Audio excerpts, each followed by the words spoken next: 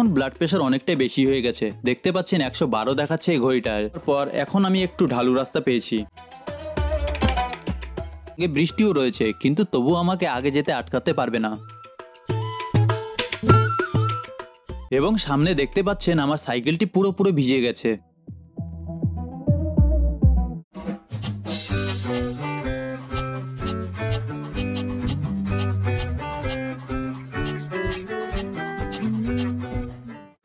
তো নমস্কার বন্ধুরা, আপনাদেরকে স্বাগত জানাই ভারত ভ্রমণের আরেকটি নতুন ভিডিওতে। আজকে আমি রয়েছি কেরালার রানীতে এবং এখান থেকে আমি যাব মোনারের দিকে। মোনারের দূরত্ব রয়েছে এখান থেকে 190 কিলোমিটার। আর যেরকম উঁচু নিচু রাস্তা রয়েছে সেরকম যদি থাকে 3-4 দিন লেগে যাবে আমাকে মোনার পৌঁছাতে।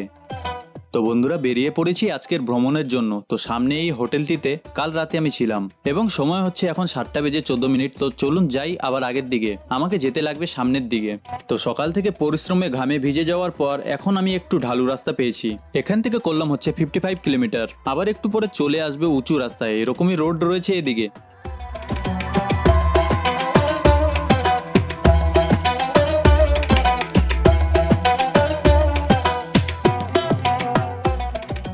তো বন্ধুরা, অনেকদিন পর দেখা মিলল ফরেস্টের। এখনো রোদ উঠেনি, তো ফরেস্টের এয়ার এখন দারুণ ফ্রেশ পাচ্ছি।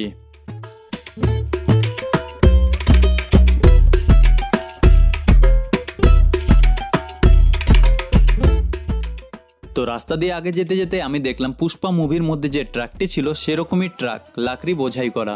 তো কেরালাতে আনারস চাষ হয় তা আমি জানতাম না। তো সামনে রয়েছে আনারসের ক্ষেত এবং তার ওদিকে রয়েছে রবারের ক্ষেত।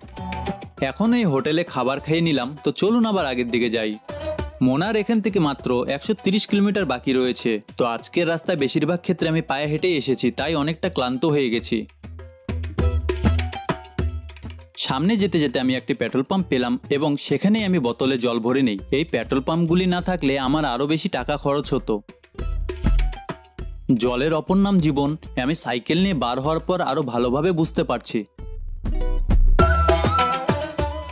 বন্ধুরা, আমাকে এতটা ভালোবাসার জন্য আপনাদের সবাইকে ধন্যবাদ। আমার শর্ট ভিডিওগুলিতে আপনারা খুবই ভালো সাপোর্ট দিচ্ছেন। আশা করি আমার লং ভিডিওগুলিতেও আপনাদের সাপোর্ট এইভাবেই থাকবে। তো এখান থেকে সোজা গেলে পরে আসবে কোট্টেম এবং আমাকে যেতে লাগবে মোনারের রাস্তার দিকে। এদিকে হচ্ছে মোনারের রাস্তা। এখন ব্লাড প্রেশার অনেকটাই বেশি হয়ে গেছে, দেখতে পাচ্ছেন 112 দেখাচ্ছে এই ঘড়িটার। এই ঘড়িটা না থাকলে আমি বুঝতেই পারতাম না এবং সাইকেল চালিয়ে যেতাম। এই ঘড়িটা অ্যালার্ট না দিলে পরে আমাকে সমস্যার সম্মুখীন হতে লাগতো। তো এখন দাঁড়িয়ে আমি একটু রেস্ট করব, তারপরে যাব আবার আগের দিকে।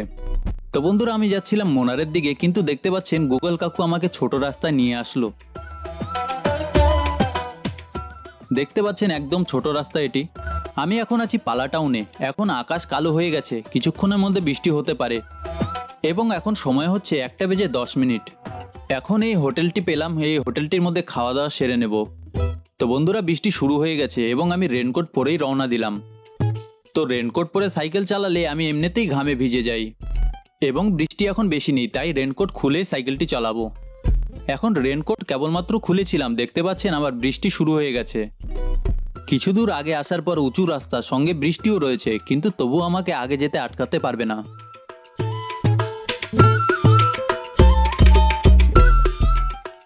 এখন আমি চা খাচ্ছি। বৃষ্টির মধ্যে চা পাওয়া গেলে খুবই ভালো হয় এবং বৃষ্টি এতটাই বেশি হচ্ছে গাড়িগুলোও সাইডে দাঁড় করিয়ে রাখছে এবং সামনে দেখতে পাচ্ছেন আমার সাইকেলটি পুরোপুরি ভিজে গেছে।